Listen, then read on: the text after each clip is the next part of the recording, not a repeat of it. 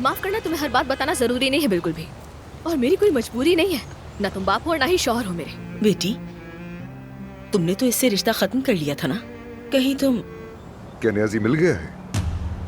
ठीक है, मुझे फौरन लोकेशन भेजे, मैं बस निकल रहा हूँ। तुम्हारा ठिकाना जान चुके हैं वो, किसी भी वक्त तुम तक पहुंच जाएंगे। मुझे क्यों ढूंढ रहे हैं?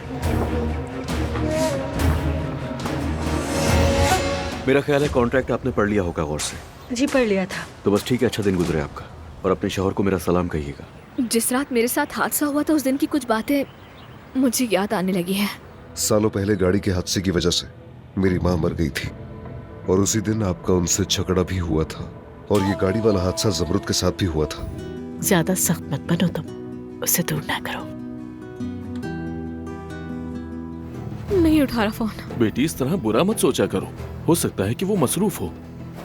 मेरे लिए दुआ कीजिएगा। बात सुनो नियाजी, अगर किसी मुश्किल में हो तो पुलिस के पास जाओ, वही तुम्हें मुश्किल से निकालेंगे।